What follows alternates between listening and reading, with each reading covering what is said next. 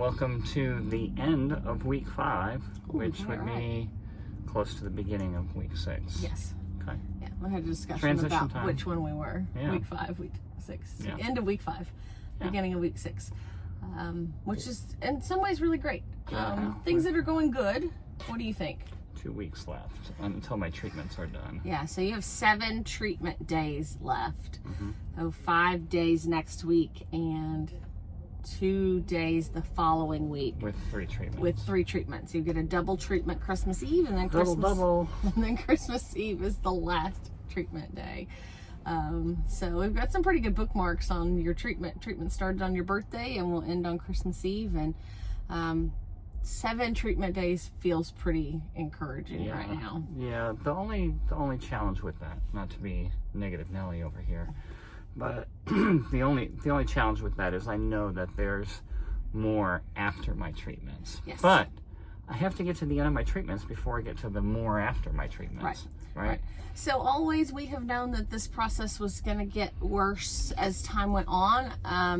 One of the doctors that we talked to early on said that there would be a descent unto hell and then an ascent. And turns out that's pretty descriptive. We're kind of on the staircase down at this point. Yeah, it feels like we've slipped and fell too, and keep on hitting our tailbone on everyone going down. But that's just me. So it definitely is getting harder and harder. What I will say I'm grateful for that's ended up being true is I thought it would get harder sooner. Yeah, me too. So it hasn't. I thought it would be more hellish sooner. So I feel a lot of gratitude that we've made it this far. This many treatments in, and you're still feeling you have been feeling pretty good. That being said, we are starting to see the cumulative effects of treatment.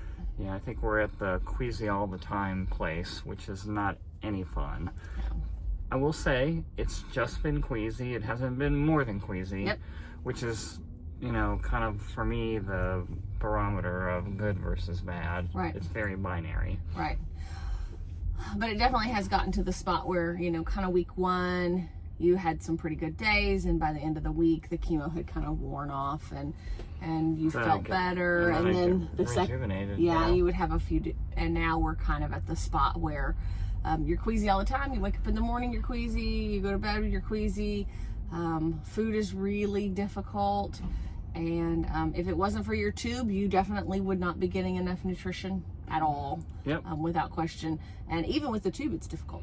Yeah, it's a lot to get down, and my stomach feels bloated, and you get that taste in your mouth, even though you didn't drink it because of biology. But that's how it works, right? So I'm happy that I've got the tube. It came right at the right time, like we talked about, and I'm now learning to just knock those things out. In fact, the next thing that we have to do is knock out a feeding. So. Yep. That'll happen next. Other than that, is the big changes are your skin on your neck is really starting to get pretty gnarly. Yeah, I mean we'll transition from a good pink to some blisters and peeling here pretty soon. That's expected. We're expecting that. Some I kind of wonder, is your hair loss? You've had hair loss here, which started in week 3, and you've got kind of hair loss on the back of your neck. I wonder if that's done or if that gets worse. We don't really know. We'll have to see kind of over the next little bit. It's interesting because I'm looking in the camera and I'm a little cross-eyed in doing it. So all I see is my mustache, right? And it's like, oh, that's what I look like with just a mustache. But I know that everybody else can see a little more than that. Yeah.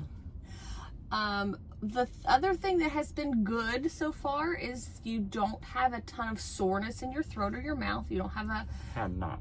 Yes, but that is starting. We thought that would start sooner. Yes. It's certainly far better still than after surgery. Yes. So if we use that as a meter stick, you're doing far better than you did after surgery. But you are starting to get some soreness in your throat and some sores in the back of your mouth from that radiation, and those kinds of things. I think the biggest complication in week 5, and certainly something that will continue into week 6, is you're starting to have some hearing loss. Yeah, it's a weird thing too, because you can definitely hear that there's a difference. Things sound a little more muffled. Right. And so we've got a decision to make tomorrow when we go in of whether we're going to do another treatment or not. Right. So hearing loss is a side effect of cisplatin, which is the chemotherapy drug that you're taking. Cisplatin has platinum in it, and which is a metal, obviously. And that metal tends to collect in the hairs in your cochlear, and the cochlear in the ear relies on those hairs to vibrate, and so that you can process sound. So in my mind, which is not medical and I'm not a doctor, it's like the metal is like weighing those hairs down and they can't move. Maybe that is how it works, I don't know. But whatever it is, we know that that is a side effect, and they told us at the outset of treatment, if you have any hearing change, you need to let us know immediately. So as soon as we had a hearing change, we let your doctor know. Yep. And we will have a conversation tomorrow about whether or not it makes sense to have another treatment. What we do know is that every treatment increases the hearing damage. Yeah.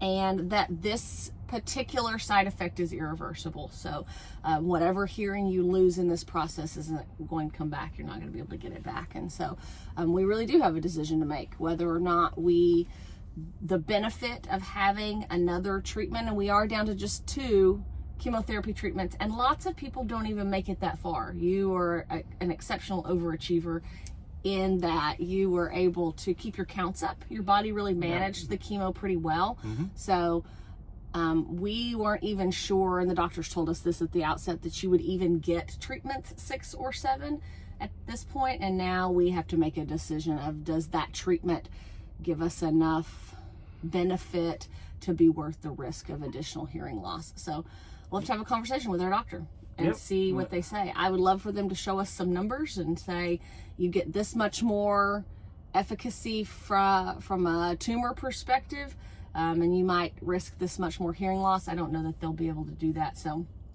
we'll probably make a game time decision with our doctor's help about whether or not you're able to, we feel comfortable with another treatment.